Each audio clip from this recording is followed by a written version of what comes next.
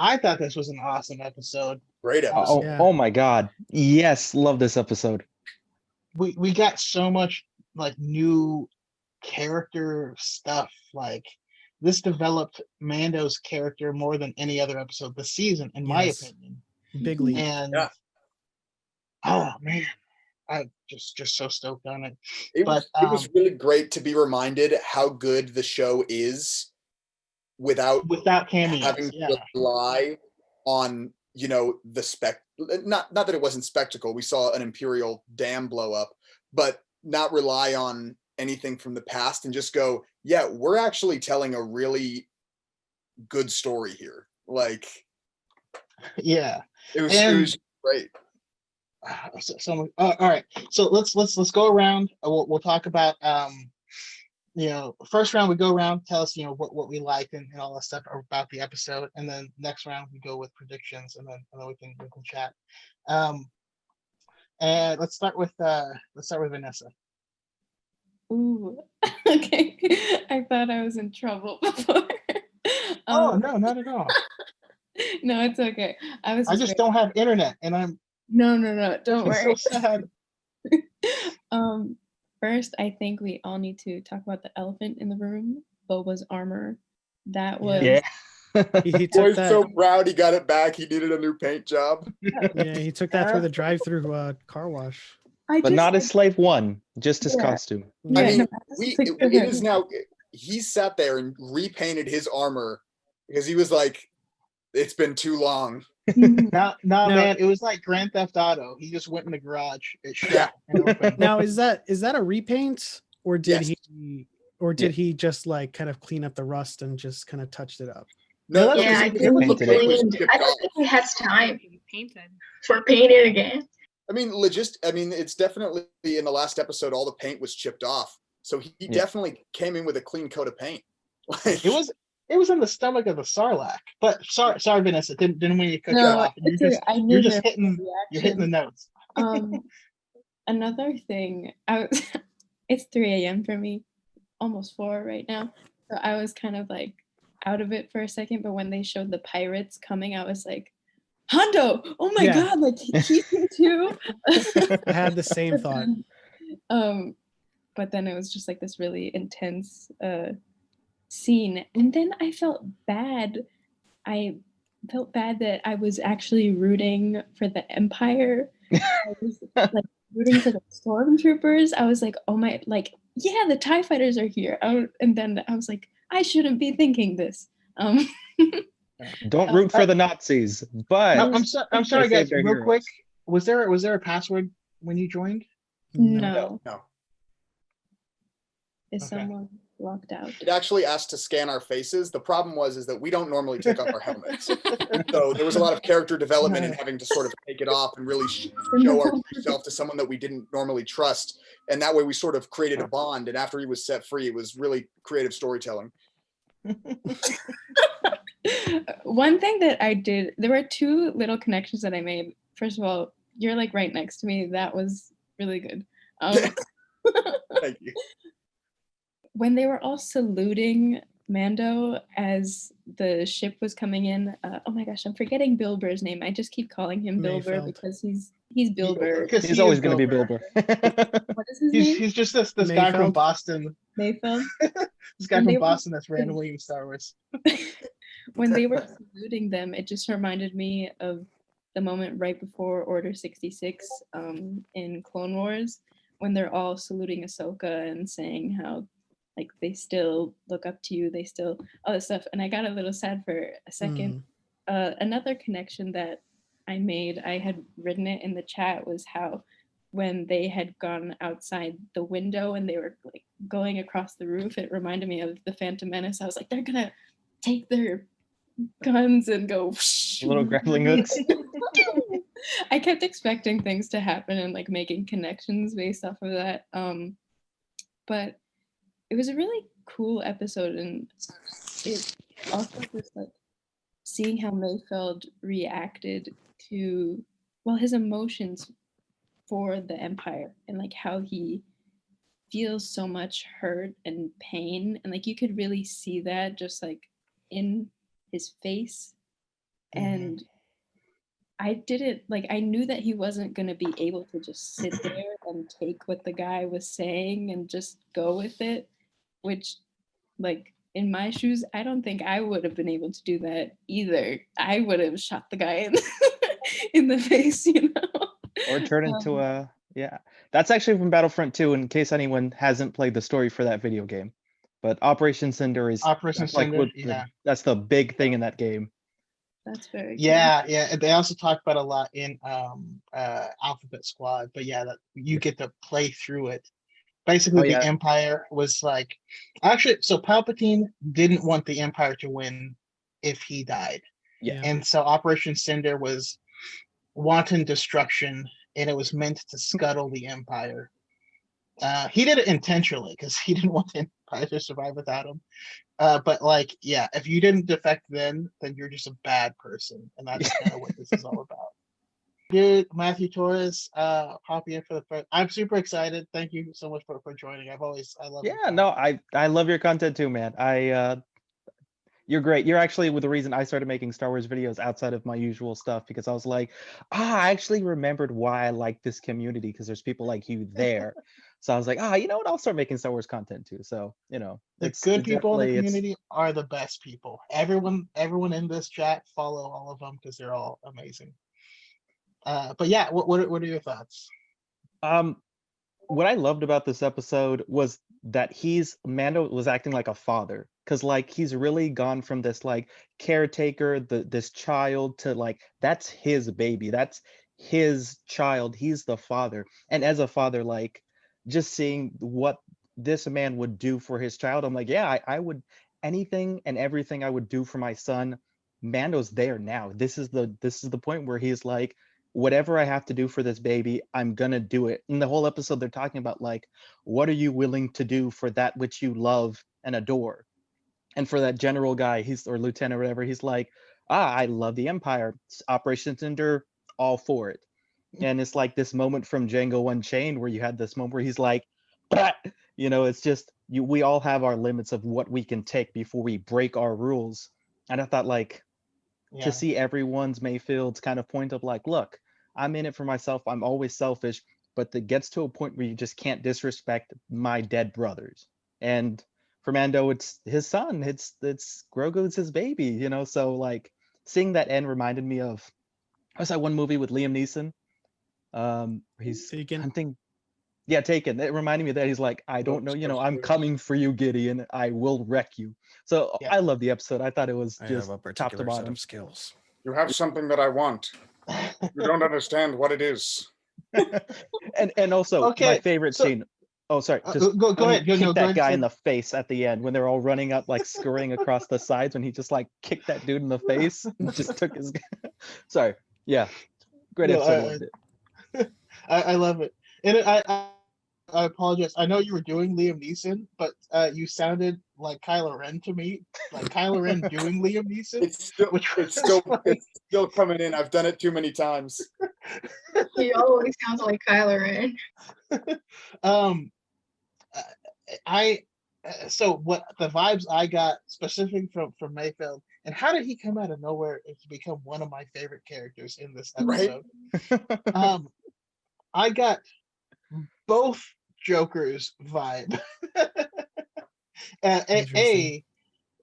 Him talking to Mando was Heath Ledger's Joker talking to Batman about human nature, and about everyone having limits and stuff like that. Obviously, it's not nearly as sinister, but those are the vibes that I got.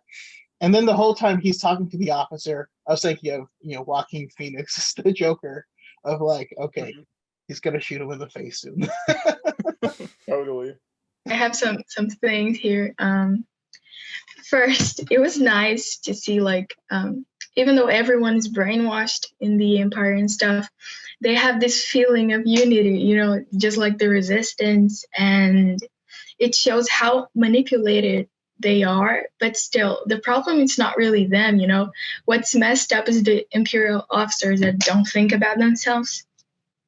So it was nice to see the Empire like being happy for once. About the helmet thing, I liked it, but I also didn't, because the negative part of this is I feel like the Mandalorian culture and the doctrine, it's like the hijab and the TV shows. There's always an excuse to take it off, and it isn't supposed to take it off. I didn't like this part, but at the same time, being a Pedro Pascal simp, I liked it, and We all are. it's We all nice. are. Yes, and it's nice to see that he is up to doing anything for Grogu, anything. I love that Boba is on the good guy side now, so we can finally be okay with liking him. And Mayfield has a point about the whole Mandalorian thing, like taking your helmet off and showing your face are totally different things. And I really want to like like be more aware of this, because I think it's a really interesting topic. And he also has a soft side. I liked Mayfeld's soft side. I think it has like a lot of character development. It was really cool. Yeah, that's it. Yeah, my thoughts on this episode is, I hate to say it, but it's my favorite episode yet. Because there's so many good episodes before this. Every episode has been my favorite episode yet, so I can't. Just own it, dude. Dude, Yeah. I have like roommates that are probably sleeping, and like I really was being loud, like screaming and laughing the whole episode, like with reckless abandon, because like I really don't care at this point. It's just too much awesomeness.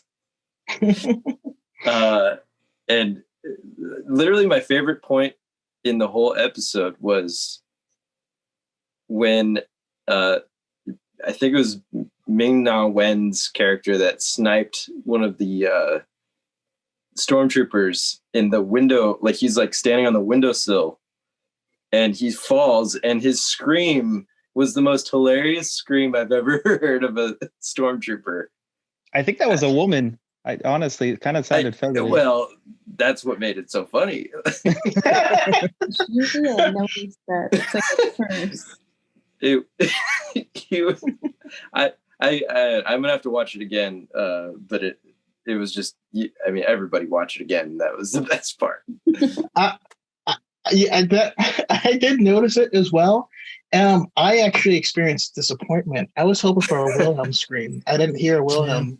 In the You know what? episode. After The Last Jedi, I gave up all hope of a Wilhelm scream.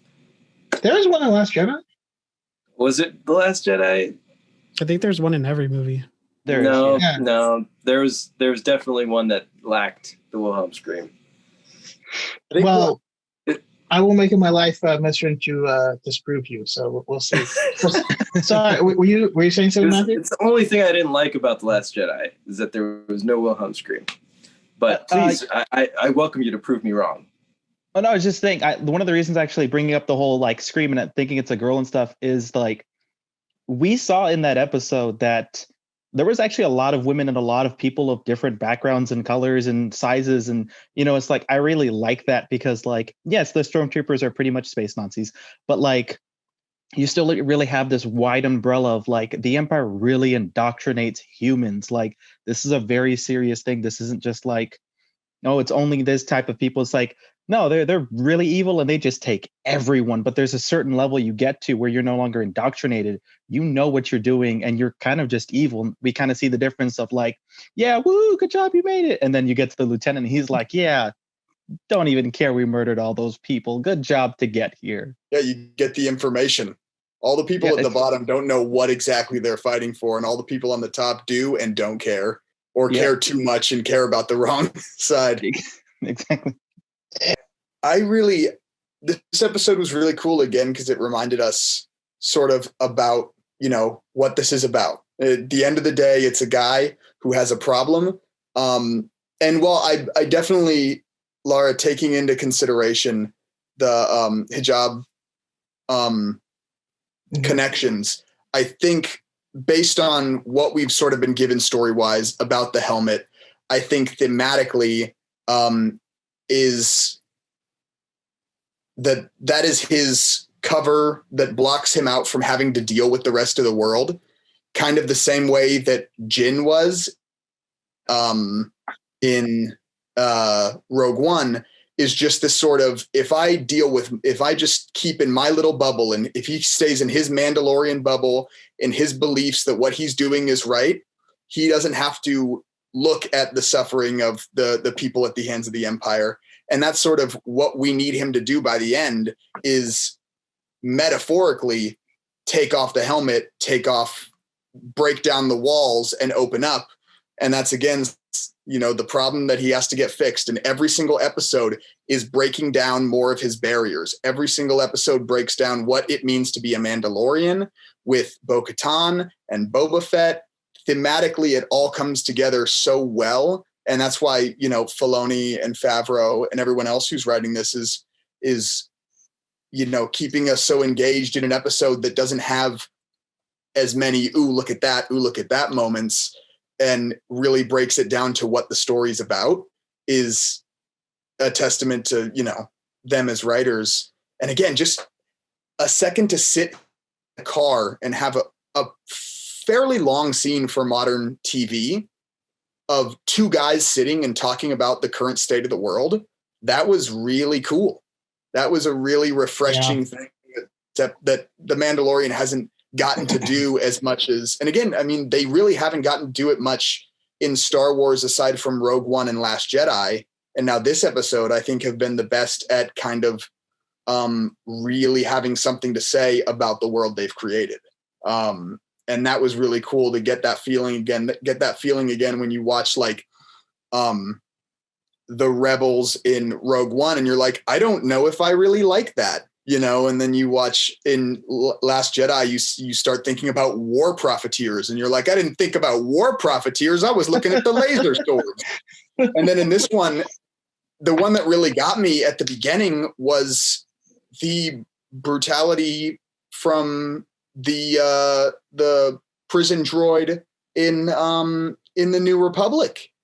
And then you like, oh my God, that just seems like the Empire. In my mind, I was just making it feel like this was the Empire. And then they're like, and then I see the little Phoenix, and I'm like, oh my God, these are supposed to be the good guys. And then you go to the Empire, and they're all dirty. They're not the clean, white, pristine,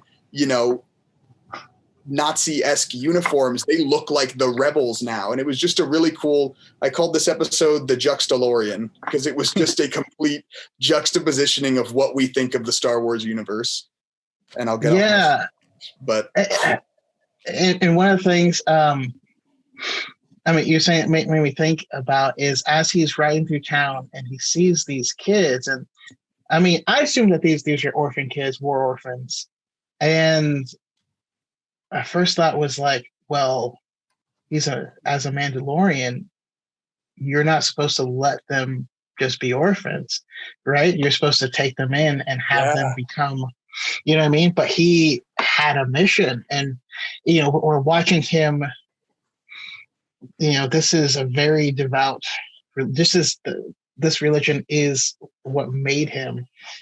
But his love for Grogu is what's making him break through all that. It's very interesting. The first thing I thought about was, have we seen in visual representation of them humanizing the Empire yet? Have we seen that? I'm having a really hot, it's 4:00 in the morning. I guess would be the only example. And the book that came along with episode 7 kind of humanized Finn a little bit. Yeah. I think Last Jedi did a little bit here and there, but just in kind of little moments, but not really anything written down on paper. Right. I think. I remember, and I guess with Lost Stars, I guess, the people that want to read the books or whatever, you see it in Lost Stars, and you get that whole, these are just people basically joining the military, and they think they're off doing something great, and they're, fighting for what they think is right. And I thought it was really interesting to actually see them like I can't remember who said it, but where everything's just kind of like dingy and dirty and not pristine. Yeah. So I thought that was like really, really interesting. And then Well, real quick, most people don't join the military. They're like kidnapped as children and they're all like indoctrinated. Most people don't really want to. They're indoctrinated at the cafeteria lunchroom table. Anyway, so that was just that was cool to see visual, and for the people that don't like to read the books or don't have time or whatever. I think that was just like a really cool thing to put in there for the people that have time to watch TV shows and movies. But the other thing that I thought about was like, every single episode that I've seen so far, like I've seen like one really good video game moment. Like every single episode has like something I'm like, I would play that game. This one, it was, I think it's like the beginning of Jedi Fallen Order or something like that, where you're going on some industrial something or another, but it made Jedi me Fallen think Order. of like, of like. I said that I thought the same thing. I was like, they even got the brown costumes the same, and like the little patch over their like waist and stuff. I'm like, that's this. Bronca. This is the thing. And I was like, if we don't get a is this Mandalorian video game, I'm gonna scream. But I mean, I'm gonna have to watch this episode like 5 more times. I mean, it was 3:00 in the morning when I watched it, and to be honest, once he took the helmet off, brain empty, head empty, brain gone. I don't know what's the saying. I don't know. Anyway, no one is gonna blame you for that. Pascal takes it off, and he's just like. Serotonin, happiness, dopamine, so much wonderful feelings. And just the other thing that I was thinking he knows about, what he's doing. That's all I'll say. Right. And when he took the helmet off and he got scanned by that thing, just the only thing I could think about was like, they're storing his information. They're gonna like steal his identity. No, the Empire would. That's our government. In what circumstance would they do that? But anyway, so those are really the only thoughts that I have. I'm going to have to watch it like 12 more times to have anything substantial to say. I thought it was good. I wanted, deep in my heart, I wanted like a double whammy end of the season, double like 2-parter. And this was that good thing where we got some character development for Din Djarin. I mean, that's the thing that's been lacking a little bit. They've been, everyone's Grogu obsessed, and when's Ezra going to show up, and when's Luke going to show up, and Quinlan, but this was good, like to get some intimacy with Din Djarin. I think the series needed it, so I thought that was good. And who was the director? Was this a Rick episode? Yeah, this was a Rick episode, and just the dialogue, tons of dialogue, tons of, how do you say his last name? It's Rick Famuyiwa. Famuyiwa, that's right. And it was just lots of dialogue, and so lots of character development, and just that intimacy and that closeness with Din Djarin that I think we needed. So I thought it was good, and it was beautiful, well shot. How about that opening scene where they're just working on old junk from the Empire, and it just looked gorgeous? I loved it. All those pieces. There's going to be Easter eggs of like what ships were half baked out there and crashed, and it was good. All the aliens too. The unique aliens. Who else was there? Those new droids too. Those new like post-Empire droids that they keep showing in the prisons. One of those is gonna become an all-star. I like those droids. I will say this episode actually made me like Slave One less. So we got to see them in the cargo hold. We got to see the background kind of rotating around it, meaning, because I kept wondering, like, if you're not in the seat, do you just tumble around as the ship changes orientation? But now it made it seem like it's like a gimbal, like there's a storage place that's on how it works. But that just means there's a lot of unused space. It just seems unnecessary now. But the seismic charge is going to go viral and break the internet. Like that is just going, like it's going to be so cool. Every post. That was when I lost it. Yes, the seismic charge. So I looked down right when it happened. I looked back up and it was like, like nice.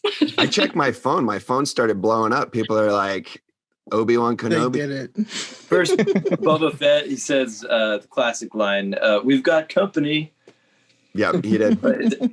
Am I the only one who knows that? I caught that. No, and no, the I other did. great line is when Boba Fett's like, I'm pretty sure they'd recognize my face, and just Oh, so good. Yeah. Oh, I love Yeah. that. time. Yeah. That was good. I can't go in there.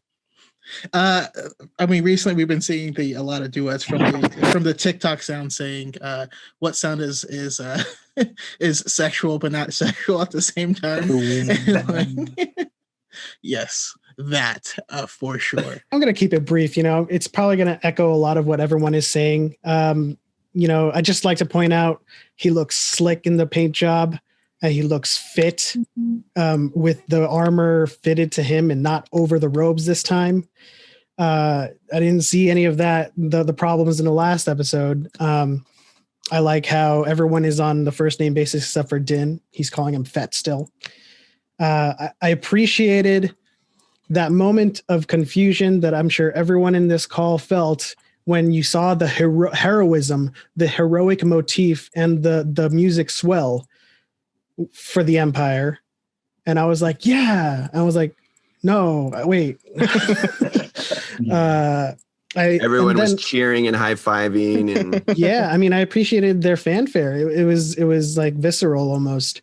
And I also had the thought as soon as the pirates showed up, I was like, are we going to see a Hondo? Like, I was so excited. But they, like, as soon as I got a closer look at the species, I knew it wasn't Hondo. Is that a new species? I don't recall, like, off the top of my head. But they weren't. Hondo's Weequay, isn't he? Yeah. They definitely weren't Weequay. But one of the biggest things about this episode that almost made me brought me to tears on my reaction is just how much the relationship between Grogu and Din has transcended mentor and foundling.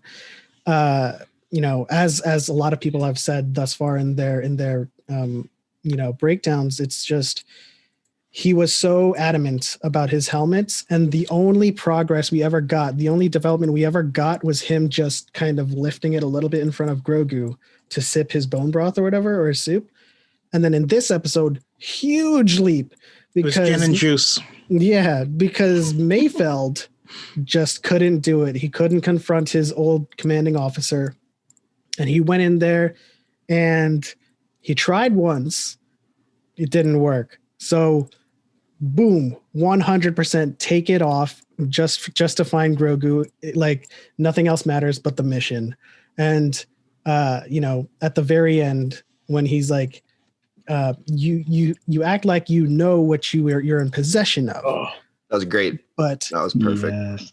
He means more to me than anything in the world. And I was kind of welling up a little bit, and I tried to hold it because I don't usually cry on my reaction videos, but that was a special moment, a very huge leap in a character development for Din, just because, you don't expect him. I think we've talked about this a lot in our previous discussions on The Mandalorian. We were kind of expecting a baby steps progression to him accepting Bo-Katan's way of Mandalorian. But this one, he just took that huge step. Yeah. And I also like the final thing I want to point out, Boba Fett was just awesome in this episode, being a getaway driver. Being the pilot, yeah, that was super cool. 4 lines steals the show. Yeah. Totally. I love Daddy Din. I just love him being a dad about this. Is so wonderful. Yeah, the commitment. It's the commitment for me. Ooh, one more thing. That table scene, that was like Star-Lord, Iron Man, Thanos moment. Like Din was just like, don't do it, not now. And he did. Yeah, that was intense. Yeah, I'm going to do it. I'm just thinking about it. I'm not going to do it. Don't do it. I did it. Keep seeing it like that, as like Din is like a child. he knows very little about Mandalorian culture. He knows very little about the Jedi. Like every episode, someone's like, dude, do you not know about this thing that's going on? And Have so you like not this heard the word? man-child is trying to raise a I baby. don't need to know. This is the way. Yes. This is the way. And you're Yeah, like, he has his tight little religion, but he's just learning so much. This was a good That's episode. I mean, that's the crux. That's the That's crux how of it. Though. homeschooled religions work, though. Yeah. Honestly, talk to most That's kids in the crux. Midwest. He doesn't. Yeah, that is him. He's not aware. Like in that episode with Bo-Katan when he's called her, "You're not a Mandalorian." I like clenched my fist. Like she is the Mandalorian. The like, Mandalorian. You know. child, please. I don't know what else to say compared to like what everyone said, but just the two scenes, the table scene and like the traveling towards the base with like the dialogue was so like it was almost like Mayfeld was like the representing the audience in terms of their outlook on the what's going on, because he felt very sort of as a spectator, even though he's in the scene, he's like he is a character, but he felt very like an onlooker, like describing what we see, especially when he's talking about how to the kids and the people on the planet, the Empire and the New Republic are the same. It's not, there isn't like a contrast between them.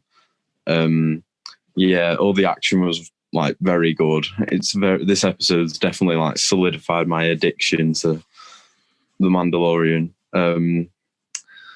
And I just feel quite sorry for Moff Gideon as well, because he's going to get absolutely just destroyed. He's not got a chance. He could have put the helmet back on, and he doesn't, which I found very interesting. And I know it would have been a little weird, but he definitely could have put it back on. And also the face scan shows maybe it started as a like protect myself from no one knowing what I look like, but it's definitely not that for Din by this point, because he's sharing his face to the whole Empire when he does that.